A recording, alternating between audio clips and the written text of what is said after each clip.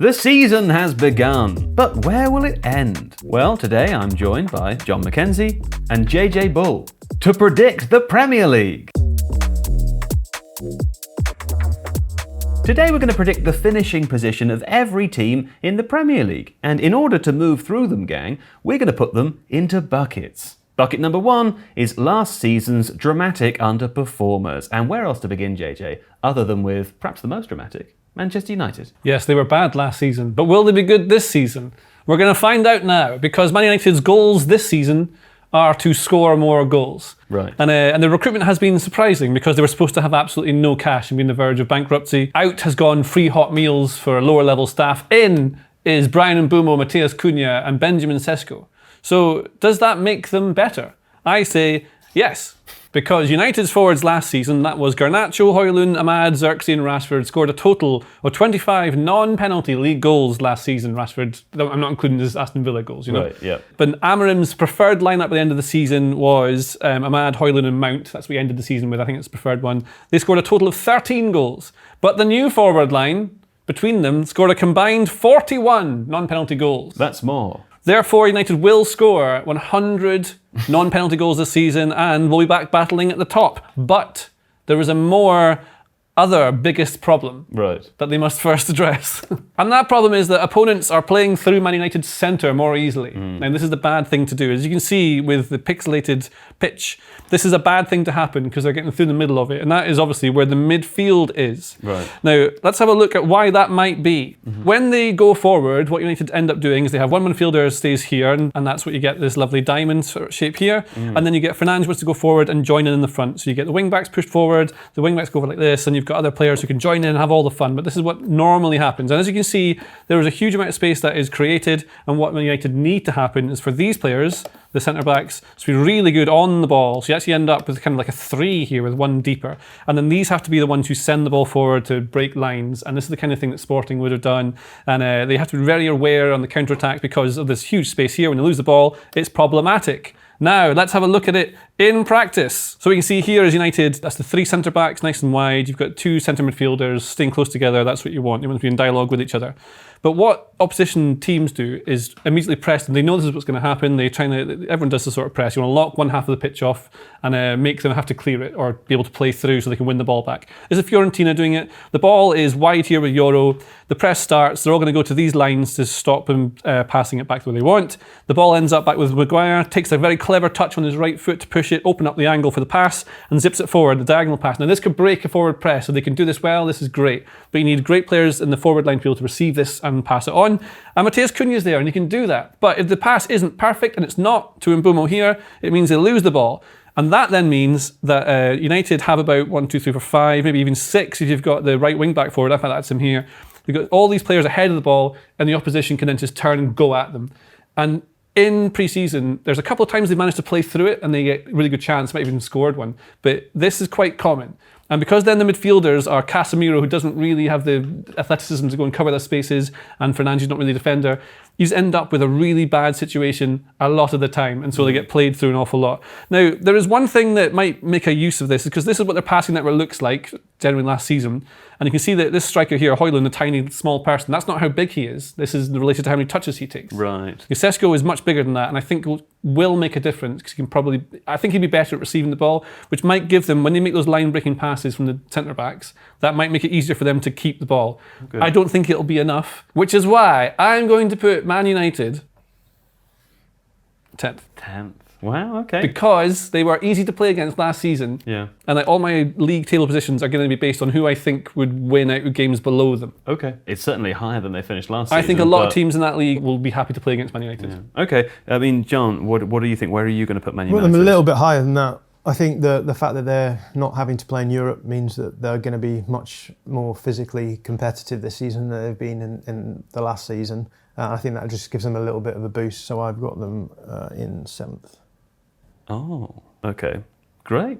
All right. Well, that's Manchester United. The next team in our Dramatic Underperformers of last season, although they did, of course, win the prestigious Europa League trophy, it is Spurs, because of their finishing position in the Premier League, John, very low, I think you'll recall. Yeah, pretty low, but they have got a new manager now, and they put in a pretty good performance in the Super Cup. They've also brought in some new players as well, and I think they're going to be quite fun to watch in many respects because of that. So they brought in Mohamed Kudus up front. They've also been linked to some other fun players, so Abiri Eze they've been linked to, Savinho they've been linked to as well. So there's a possibility that they could end up with quite an exciting attacking unit. They've also brought in some defensive solidity as well in João Palhinha. So on paper, this looks like a great team.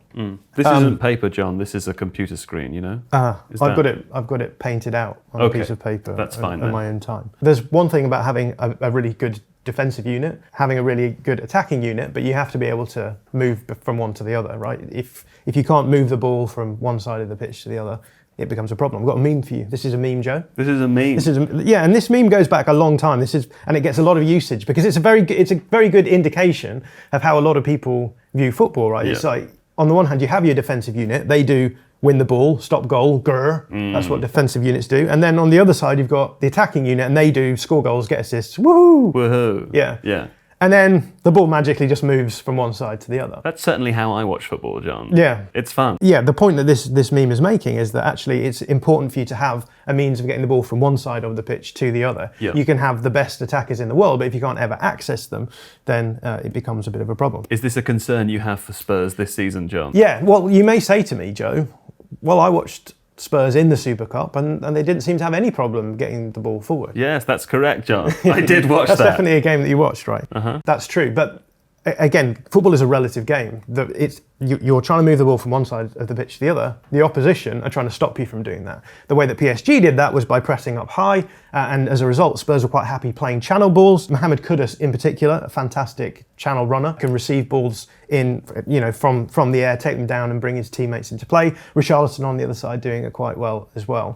Not every team is going to play like PSG. Some teams will, for example, sit deep. When they do that, that's fine, right? Because ball progression is easy because you're not going to be that hindered when you're trying to move the ball. But a lot of teams in the Premier League, I think, against Spurs this season are going to use mid-blocks to try and cause Spurs problems. And then when that happens, you have to be able to move the ball from your build-up unit into your forward unit in a sustainable way, and so that you're arriving with the ball on the other side. Now, what we know from Thomas Frank last season at Brentford is that the way that he did this was actually quite similar to the way that maybe someone like Roberto De Zerbi would do that. So he's got his back four, his fullbacks are going to stay quite deep. What that means is you're almost always likely to have an overload against the opposition if they're pressing up high. So you give yourself a really good chance of keeping the ball. And then what you do is you bounce the ball around from side to side until the players in front of you, they generate the conditions for a good direct attack. Yeah. And the way that often happened was through the number 10. The number 10 was very important for Thomas Frank. So got a really nice example of one of these. Leicester are playing in a mid-block here, so they're spreading themselves out through the pitch. So Brentford are going to have to move the ball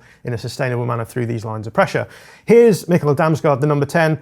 He's got Wout Faes with him, who's tracking him. But Wout Faes gets to a point where he's like, I'm not going any further. It'd be silly for me to cross the halfway line. And as a result, Damsgaard gets free, receives the ball, has space in front of him. Here we've got the players that we talked about generating the conditions for a fast attack. So you've got Keane Lewis Potter, who's actually the fullback's gone really far forward. Kevin Schade has dropped out. They're going to make double movements to just try and create space. Damsgaard is going to carry the ball forward into the space that is in front of him. And now we can see that there are possibilities to play these balls in behind. So Schade has isolated himself 1v1 with his opponent. Damsgaard is going to play the ball into him. And then he has the opportunity to play the ball across to Wissa, and they actually score from this. So the number 10, super important for the way that Brentford played under Thomas Frank. Here's a nice example of that. So we've got Mikkel Damsgaard here. Carries, passes, add them up, and it's Damsgaard who's getting the most progressive distance, not the other two centre midfielders in Christian Norgard and Vitaly Lau. Although you can see Norgard is doing a bit of passing from midfield. Yeah. So the big question then is going to be, how do you get this progressive distance in yardage from carries and passes into the team? And we can see from Brentford, Nathan Collins, fantastic centre-back. Spurs also have Christian Romero, who's going to be very good at doing the passing side of the game. Right. Collins also very good at carrying the ball as well. They've got Mickey van der Ven Spurs on the other side, so he'll be able to do that. And then they use Norgard's passing a little bit. Seems as though Spurs don't have that quite so much. And the other thing about Spurs is that they've recently lost James Maddison, who is the perfect kind of player to do that number 10 role, dropping in, picking the ball up and moving the ball in that way. So, lost into an ACL injury, probably out for most of the season. Yeah, so the big question I think for me on Spurs is how well are they going to be able to, in those games where they're playing against mid-blocks, actually be able to link the build-up unit with the attacking unit. Yeah. And of course, the window's open for another couple of weeks, John. So in theory, they could replace him. And that's going to be a repeated refrain, I think, in this show, that we're going to say, well, JJ's already said it. If Man United sign Balabi, you change your opinion on where they're going to finish. If Spurs sign a number 10 who is able to do some of that progressive stuff, then it changes our opinion maybe on where we've got Spurs. But where have you got them now? Spurs last season were very low. I've actually got them much higher than they were, but I still have them below Manchester United. I have them in 8th place. Okay, JJ, what about you? Where are you putting Spurs? I was so impressed with Spurs against PSG that I changed my entire table. Wow. I thought they were going to be boring under Thomas Frank, but they'd win games. But now I think they're going to finish maybe here. Wow. Okay, so we have two quite different tables already. How exciting. Let's move on. Whoa, John, quick fire interjection round. Where are you putting Fulham? Well, I think the thing that we need to say when we talk No, about John, Fulham, there's no time to discuss Fulham. Where will you place them in the league? I've got Fulham in 14th JJ, place. what about you? 12th will do. Oh, whew.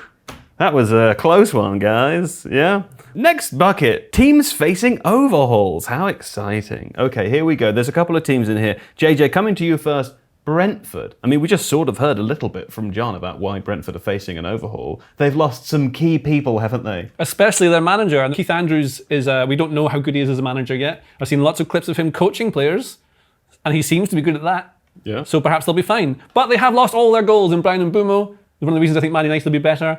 They might lose Johan Vissa because everyone wants him, and they lost Christian Nørgaard, who was their captain. And I think that's a huge thing to happen to a team like Brentford. Yeah. So I'm going to put Brentford lower than last season in 15th. Okay, John, do you concur? Yeah, I've got Brentford a little bit lower as well. I've got them in 16th, actually. But yeah, I think they may struggle, could even get drawn into a relegation battle. Okay, another B team with an overhaul, Bournemouth, John. Again, lost a number of key players, right? Yeah, Bournemouth were unlucky because Dean Howson ended up, his development at the club just accelerated because Marco Senesi got injured, and so what ended up happening this summer is that Bournemouth lost both of their centre-backs to big clubs. So Howson went off to Real Madrid, Ilya Zabanya off to PSG, and obviously Kerkez as well, the fullback, went off to Liverpool.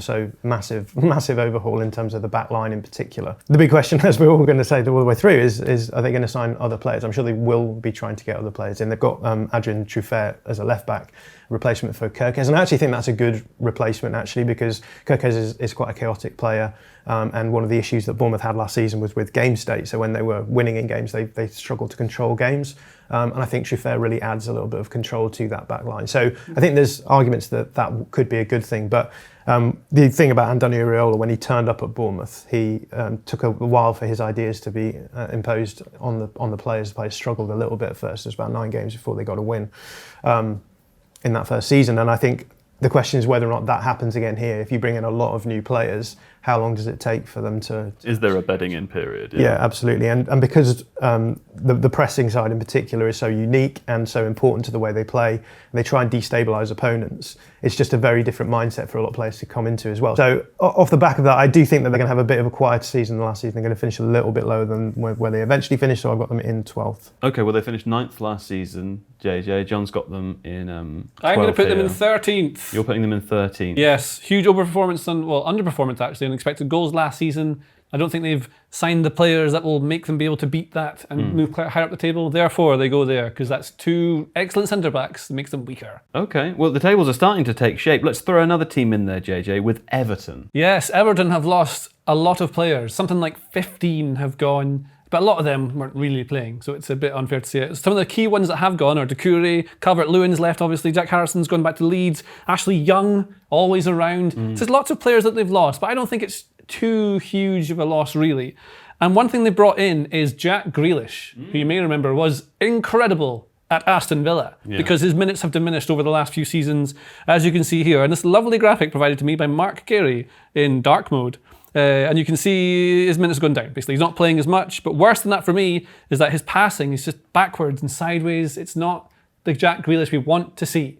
So where's he going to play for Everton? Is he going to be on the left, in the middle? Will he be dribbling at people? We don't really know yet, but it could be hopefully a good signing for them. We don't know. It's a star signing, but there's another problem. They've got too many players on one side here, JJ. And that problem is that Everton have lots of players that play on the left wing, but none on the right, as you can see. This is what the team looks like, really. I'm not sure Alcaraz will start, probably Dewsbury Hall. But maybe this is where you put Grealish. But Njai is probably going to play on the left. Grealish you'd think would be on the left where he can dribble a lot. But McNeil is a left-sided winger who plays here. Maybe McNeil won't play so much. He can play on the right as well. It's an unbalanced side. So Everton are difficult to work out where they're going to finish. I spoke to Paddy Boylan, who covers Everton for The Athletic. He says they're still after about 3 or 4 signings before the deadline day is done. That could change everything. Because at the moment, as you can see, all the width is coming from O'Brien, who is a centre-back.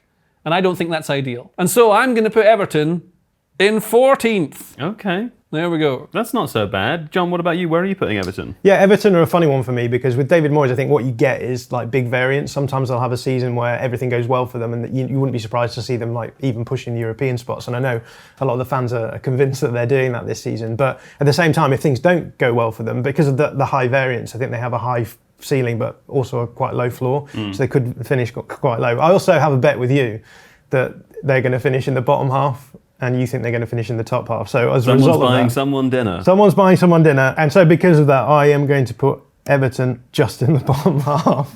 That feels very pointed at me. Yeah, it's basically just about you. Okay, fine. John, staying with you. Wolves. Now this is a tricky one, isn't it? A slight overhaul, but also some concerns about Wolves this season. Yeah, they had quite a poor first half of the season last season until Vitor Pereira came in, and he basically turned them around. I think that says quite a bit about the quality of the promoted sides last season, that he was able to get some good performances out of Wolves and they climbed away from trouble quite quickly. I don't think that's the case anymore. I think the top half Premier League sides have actually gutted a lot of the teams that are mid to lower table in the Premier League, and so teams like Wolves, who've lost Ryan Nouri to Man City, they've lost Matheus Cunha to Manchester United, as we said. I think those teams are going to potentially be drawn into a relegation zone. Actually, I've got Wolves in the relegation zone, which I know is something that our writers had as well in their predicted table. That is true. The Athletics writers predicted that Wolves would go down, I think in 19th place as well. So that would be breaking with the tradition of the last 2 years, all 3 promoted teams coming up, going straight back down again. What about you, JJ? Where have you got Wolves? I think they'd beat all the relegated teams, so I'm going to put them in 17th. Okay, fine. Well, it's going to be a scary season for Wolves, we predict, as it has been ever since the Industrial Revolution. Well, we should move on to the promoted teams now. That seems to make the most sense. They're in a bucket of their own, JJ. And I'll start with you, John. Burnley, where do you think they're going to go? They actually had a sort of magnificent season, didn't they, last year at the Championship?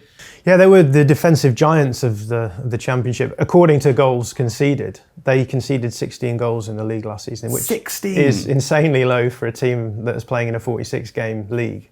The underlying numbers said they should have conceded probably closer to 38. So the big question when that kind of happens is always, where does that overperformance coming from? A big chunk of it came from James Trafford in goal. He stopped around 12.5 goals according to post-shot expected goals. Wow. Yeah, and he's now gone to Manchester City. Yeah, so again, what we were talking about before is the talent is just getting pulled up the table towards the top. They have made some moves to, I think, solidify. They brought in quite a few, I think, experienced players. So players like Kyle Walker, they brought in Axel Tuanzebe as well as a centre back, and yeah, Quincy Hartman as well, who's Slot's old fullback, left back at Feyenoord. I don't think it's going to be enough, I'm afraid. I think that they're not going to be able to overperform to that sort of level. So okay. I've got them, I'm afraid, bottom of the table. Well, JJ, you've sort of given the game away as well by saying you think Wolves are going to be all of the... I'm not afraid, they're going down. Okay, we're both saying last place for Burnley. You heard it here. In this moment. That's when you heard it. Well, I assume, JJ, from your comments that you'll have Sunderland in the relegation zone. But let me tell you, according to the Athletics Hopometer, Sunderland fans are actually the most optimistic of the 3 promoted sides by a mile. 91% of Sunderland fans believe in Hopo. That's because they got lots of Hopo from finishing in the playoff positions, I think, rather than going up. And the Sheffield United should probably have gone up, but they chucked it towards the end. And so I think Sunderland will be happy to be there. And they've signed a bunch of new players, a lot from the league, and I'm reliably informed from Alex Barker, who works here as well, that they're all very good players. Chris Rigg was great last season. He'll probably not play as much. Joe Bellingham was vital to them last season. He's now gone. He definitely won't play as much. No, he's not there. He can't. Yeah. He literally can't do it for Sunderland. He can't, yeah. And so for that reason, I just think they're going to finish 19th because of where the other teams are and what I've seen from them last season. Okay, John, can Sunderland escape the drop for you? Yeah, I think Sunderland have gone like big on attacking. So they've almost gone in with the mindset of if we spend a lot of money and bring in these exciting players, then we'll almost just jump the relegation battle altogether. Well, they love Hopo. Yeah, and there's evidence to suggest that if you spend a lot of money, then you can get out of these issues. I think Leeds did it one season. Forest did it obviously in that season where they signed a lot of players. It does come fraught with risk though, and I think the issue with Sunderland for me is their defensive line hasn't been strengthened yet. And again, maybe it'll happen. Maybe they'll come through in the next few weeks and reinvigorate their back line. But for me, I'm just not convinced that their defence is going to create the base that their attack can actually play to. So for that reason, I've gone Sunderland 18. Okay, well, listen, let me tell you. I know that no one cares what I think, but I think Sunderland are going to stay up. There we go. I've said it. Now, the last promoted team that we have to discuss here, John, is, as you know, Leeds. And let me tell you, in the Athletics Writers' predicted table for this season, they actually have Leeds staying up, just in 17th place. So I wonder what you think about that. Yeah, I mean, Leeds have done the opposite to Sunderland and they've focused on the other area of the pitch. They've decided that defending is the way to stay in the Premier League and so they've brought in a lot of strength in that area. So they brought in a couple of centre-backs, Jacobiel from Udinese, Sebastian Bornau from Wolfsburg. They've also brought in Gabriel Goodmanson from Lille as well. And then finishing that off this quite defensive strengthening, they brought in Anton Stack from Hoffenheim as well. So they're really aiming for providing this solid base, stopping there being as many goals, and then hoping that they can get enough goals at the other end to make that justifiable. That's the tried and tested way. I mean, the stats tell you that's the way to stay in the league, right? Yeah, and so in the inverse of the question I asked about Sunderland, with Leeds, the question is whether or not their attack is actually going to be able to provide enough goals on the base that their defence provides them with. So I think the interesting thing about Leeds is they brought in the solidity in that central midfield. Now, often when you bring in players who have a particularly defensive profile in the centre midfield areas, it can then impact the ability that you have to progress the ball through the centre of the pitch. So Premier League fans have watched Arsenal for the last few seasons. That's been the perennial question with them. If they are a very solid out-of-possession team, sometimes questions are raised about whether or not they lack a bit of creativity in the middle or even a little bit of technical ability to move the ball through the centre, although they have brought in Martin Zubimendi now, so they will hope to rectify that. But Leeds, I think, have that same problem, which is if you're going to max out on your defensive profiles in the middle, and there was a pre-season game where Leeds started Sean Longstaff instead of Al Tanaka, who's again a little bit more of a creative player going forward. This is a very defensive midfield, so the big question is going to be how do we actually have attacking threat if we're optimising defensively. And the answer for Daniel Farke is you build up in wide areas. So the fullbacks become super important for Leeds. So when Leeds have possession of the ball, what we often see is that both fullbacks going quite high, being quite aggressive in that sense. And what we see from the players in the channels on either side is different responses. So Nonto can play a bit narrower, so Goodmanson will go on the outside more often. Dan James is a bit more of a width provider, so you'd expect Bogle to take the inside position a little bit more here. And the idea then is to try and get the ball into these wide areas and just try and tease apart opposition blocks. Leeds did it really well, so they would create 2v1 overloads against fullbacks and then try and get a player in behind one way or the other. And then Championship fullbacks, yeah, because Leeds were in the Championship last season. Now, you might say to me, well, yeah, okay, this is fine. Pushing your fullbacks high is a great way of adding threat into your attack when you maybe don't have it so much in the midfield. This looks quite scary. The two centre-backs are now on an island. Yeah. What Leeds often do here then is that they will often drop one or other of the centre midfielders out into that first line. So you might see Tanaka dropping out here, you might see him dropping into in between the two. So here you can see Ao Tanaka, one of the centre mids, dropping in between the two centre backs, and you can see that gives you a little bit more defensive solidity if you lose the ball. But also I think what this does is it pulls the opposition quite narrow and gives you quite good access to the wide areas. Got another example here from earlier in the game. This time Anton Stack on the other side dropping out. So again, you can see that situational three. And I think this gives a nice example of what Leeds are trying to do. They're trying to tease apart the block in the wide area here. So you can see Nonto, who's narrow, is jumping out. One of the centre-backs is having to track with him. The wing-back on the other side is covering Goodmanson, who's over on the wide channel. And that's why it reminded me of the way that Arsenal play, because we've seen Arsenal, they are able to progress the ball quite sustainably, but they often end up in those wide areas having to break teams down from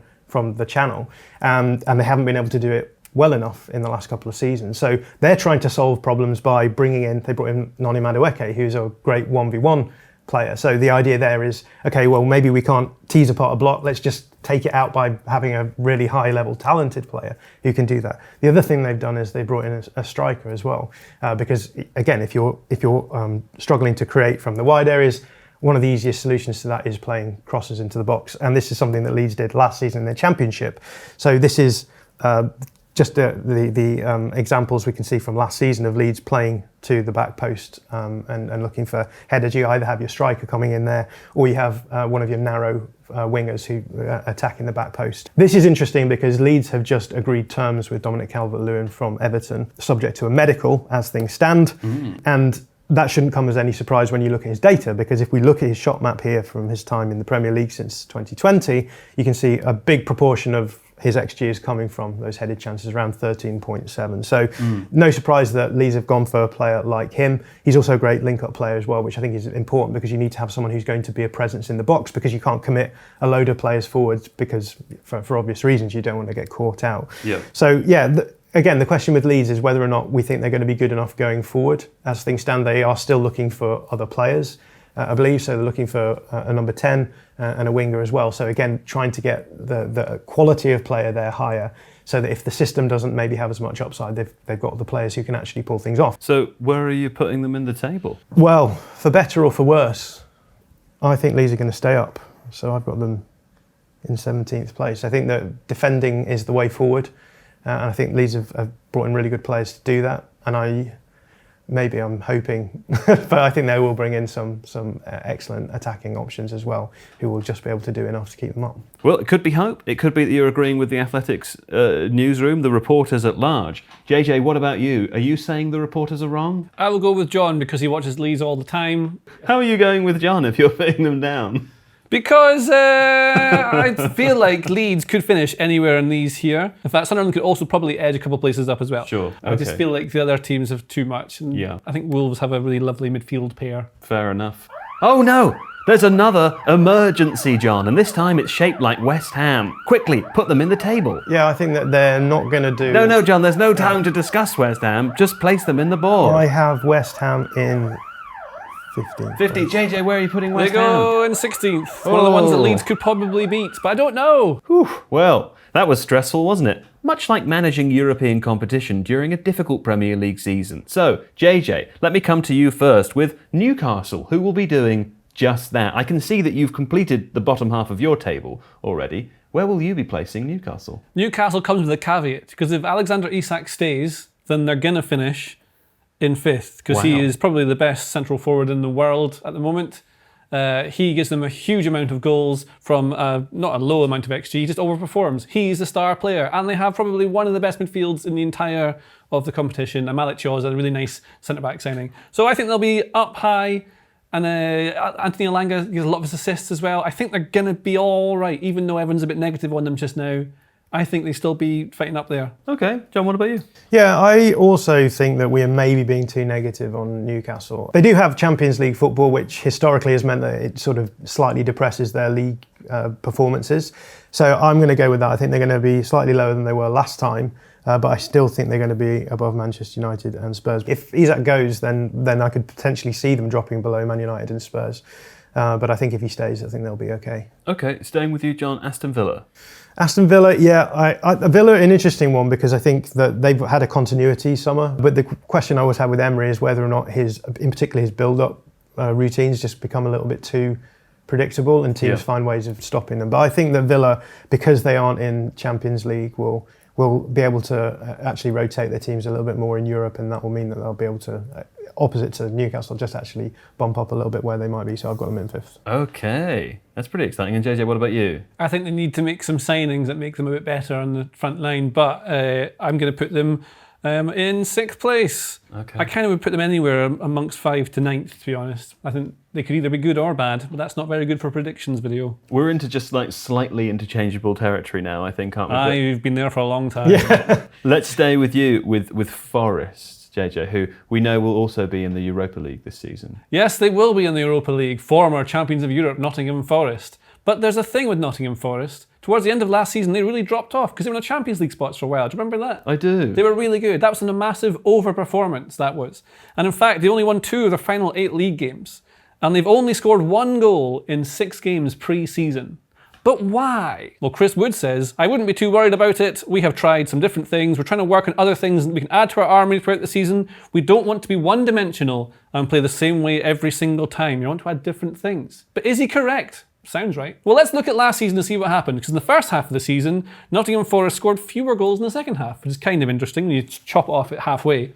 But they also conceded far more in the second half. But the other weird thing is that they went through basically everything. Nothing's really that different, really, except they scored fewer goals from fast breaks, which I think means that opposition teams kind of worked out what they were doing quite early, because we knew what they were doing, and adjusted accordingly, and that's kind of what you do. And so this happens a lot with teams who are really good in the counter-attack, is that other teams go like, well, we'll just give you the ball then, and then they can't create in the same way. Ole Gunnar Solskjaer's Manchester United, I recall. Yes, that's the only other example of that we could use, actually. And so this is what's happened, and they faced more shots as a result. So I think they're trying to having to break open teams, and they're getting countered themselves, which is kind of interesting.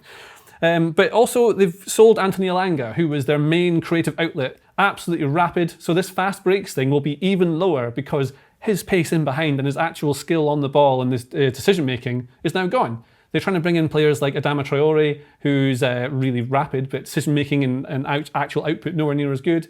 They signed a couple other players, Dan and Doy. They might be okay, but I think they're going to really miss Anthony Elanga's creative output. And the big one really is Chris Wood, who had a huge overperformance last season. Everyone loved watching him. But again, kind of weird thing with Chris Wood is that nothing really changed, statistically, from the first half of the season to the second half. We'll actually go over the first 24 games, because he dropped off really after those, and the final 12 games is where he stopped scoring. And the difference is they're not really, you can see here, it's not really much different. The only difference really is that he's not scoring as many goals as he was. With slightly more touches in the opposition box. Exactly. So it's going to be a different kind of chance that they're creating in the final 12 games, because people are playing it differently and the pressure's building. That's probably a big part of it as well. So it's not that Chris Wood suddenly dropped off. He's kind of doing the same thing. He's creating different sorts of chances, but it's very hard to show in a quick explanation of it. And so that is a big difference, and the huge overperformance he had last season was a big reason they were so high, because Forest in general really overperformed. You can see their expected goals in the final few games of the season was really quite low, but generally Nottingham Forest finished in 7th position. They should probably have finished according to expected points, which isn't a total way to rely on it, but based on what happened last season overall, they should have been round about 14th. Wow. Which is why I'm going to put them in 11th. Okay. I still think they're a decent team, not to try and play in a different way, but that's where they go, based on, I think they'd beat the ones below them. Okay. Well, John, now I think it's time to find out whether you've saved 13th place for Forest or Palace. Yeah, well, I'm making this up on the fly, but I think Forest are going to finish in 13th place. Right. Yeah, I think they did slightly overperform last season. They've got Europa League, which I think they'll go for, and that might slightly pull them down. Okay, well, let's stay with you and talk about Palace then. Where do you think Palace are going to go? Well, I think the big thing with Palace is them actually not getting Europa League and being bumped down to the Conference League could actually change their season quite considerably, because I think they'll be able to rotate a little bit more in the earlier stages of the Conference League. And so I'm quite bullish on Palace. I think they've obviously started the season well. With that win over Liverpool, they will beat some of the big teams. They'll cause them problems, but I think they're also going to be quite consistent against the smaller team. Obviously, they could lose Eze. We've already talked about Spurs being interested in him. We know Arsenal have been interested in him as well. Mark Gahey as well is attracting attention from Liverpool. So if those two go, then maybe it's a slightly lower season for them. But I think as things stand, I'm quite bullish on them. Well, you're going to have them high as well, JJ. Well, you should never base your season prediction based on one game. It's a poor thing to do. Yes, it is. However, they were very good in the Community Shield, and so I'm going to put Palace in 9th. Well, I think Crystal Palace fans watching will presumably, I mean, there's one in the room, will presumably be happy, because I spoke to The Athletic's Matt Woosnam, who's the Crystal Palace reporter recently, and he said that the fans just say they're going to finish 12th every year. That's always their thing. So it's nice here that we don't have them in 12th. Oh no, there's another alarm. Good Lord. For one, presumably last time, John, it is Brighton. Quickly put Brighton in the table, John. Don't say a word. Really Don't say a word. Put Brighton in the so table. interesting John. Fine. Yeah, what about you, JJ? Oh, they go in 8th. They beat all the ones below them, but maybe not the ones above. Oh, great. There we go. That's the alarms finished there. Well, that only leaves, coincidentally, of course, the top 4 to discuss here. And what I'm going to ask you to do is do them by position instead of by team, okay? First, before we start though, let me tell you that with the Athletics Hopometer of these top 4 teams, it's actually Chelsea fans that are the most optimistic of all 20 fan bases. So as a starting point, I mean, do you share their optimism? I do. I think Chelsea could win it if certain things go certain ways. Okay. So I think if Liverpool are defensively fragile as they might be, and if Arsenal don't score goals like they might not, and if City aren't as good as we think they maybe could be, well, obviously that leaves a space open for a random. And I think Chelsea have a great squad in first team. Losing Levi Colwell's enormous. You can't judge things off of one game or off of one tournament. But I do think Chelsea are decent and they can play in lots of different ways and they adjust now and they change what they're doing mid-game. I could see them finishing as high as anywhere from 4th to 1st. Quick question for you, John. Is this a 4-way title race or is it a 3-way title race? I don't think it's a 4-way title race because I think it's just unlikely that 4 teams retain the same level of momentum. But I think that any of the teams could be in a 2 or 3-way title race. So I wouldn't say that Chelsea, if they're maybe the team that are at the bottom of that list because they've not been in the top 3 for a while, therefore they're not able to compete at the top. I think they very much are. But for me, I think with Chelsea, it's consistency. I think that we've seen that they can beat anyone on their day, right? And that's the Club World Cup lesson there, that they had a good game plan against PSG. The worry I have about Chelsea there is that that was a game where they could play as underdogs. In some of the games where they've tried to control games a little bit more, they've maybe struggled to break down teams. They've obviously brought in a lot of players to try and rectify that. João Pedro looks like an inspired signing, but I don't expect him to continue to score 5 goals every 7 shots. Okay. Something like that. Well, let me preempt the attitude then and ask you both to reveal your 4th placed teams. I'm going to go with you first, John, because I assume we now know what that is. Yeah, I'm going Chelsea as the 4th out of that lot. But again, I wouldn't be surprised to see them finish in any of the positions above. JJ? I want to be bold and against the grain. I don't know what that means. Chelsea go 4th. Okay, fine. Right. There's nothing left for it. Let's just go. Team number 3, John. Yeah, I'm going to go Man City. And not because I don't think City are going to be good. I just think they have the most amount of work to do to get to a level where they are any higher than that. Still unconvinced about them in defensive transition, especially with Rodri not being fully fit to start the season. So I think it could be a season where they take a little time to get going and then do the thing that they do under Pep, which they did last season, to be fair, which is come in really strongly. I know that they picked up the most points, I think, in the second half of the season, or in at least since the turn of the year last season. So even though they played a game fewer than the 2 of the other teams in the title race. So I think that City are going to be very good, but I think that they just have too much to do to fix it immediately. And I think as a result, they'll just start off a little bit slow before catching up. JJ? I want to be bold and against the grain. And so I feel like maybe Liverpool, because it's a sort of a new team. Right. So they are changing from Salah being the star to Wirtz being the star, playing with a central striker properly. And I can just see why there would be games that they lose. So I think they'll be very, very good and could easily win the title. But I just think there's something that means 2 other teams will be above them. Well, let's stay with you then and start 2nd place. Well, defence is the most important thing in a league, I think, has been decided by people. And therefore, I think, based on everything I know of football, that 2nd place is going to be Arsenal. Right, okay, that's so confusing.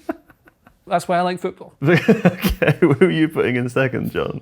For the same reason that JJ has Liverpool in 3rd place, I actually have them in 2nd place, I think. Wow, so we have 2 different winners.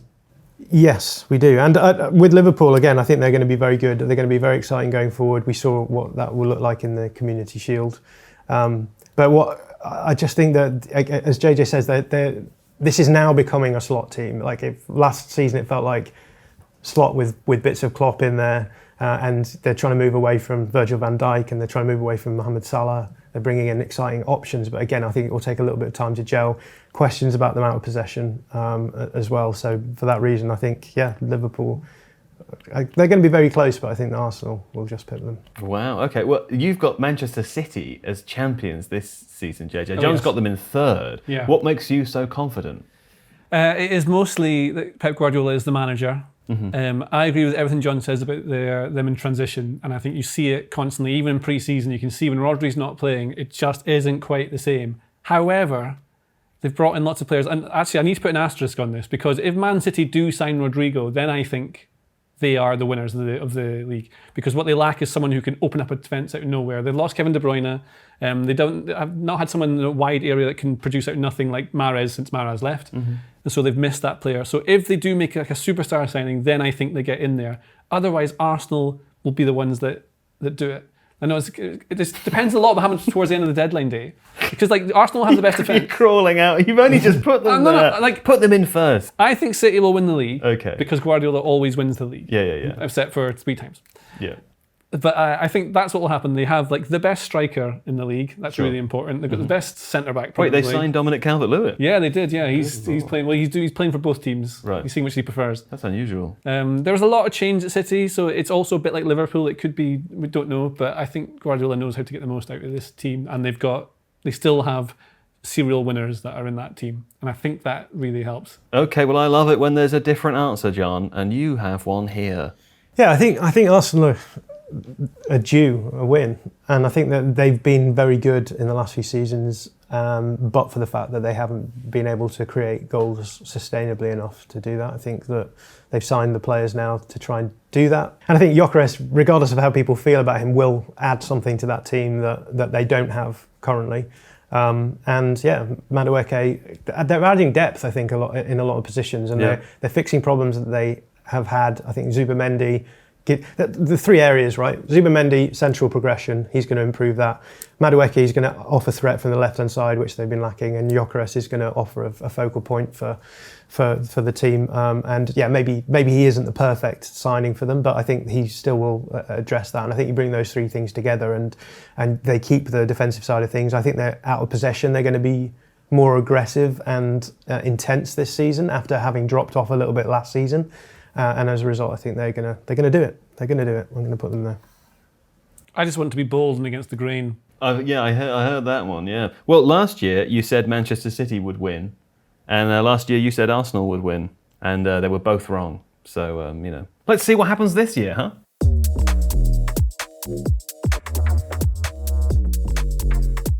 If you like this video, please consider subscribing to the channel. The Athletic is home to some of the world's best sports journalists, including David Ornstein, Amy Lawrence and James Horncastle. With the latest transfer news and insights on every Premier League story that matters, theathletic.com puts you inside football.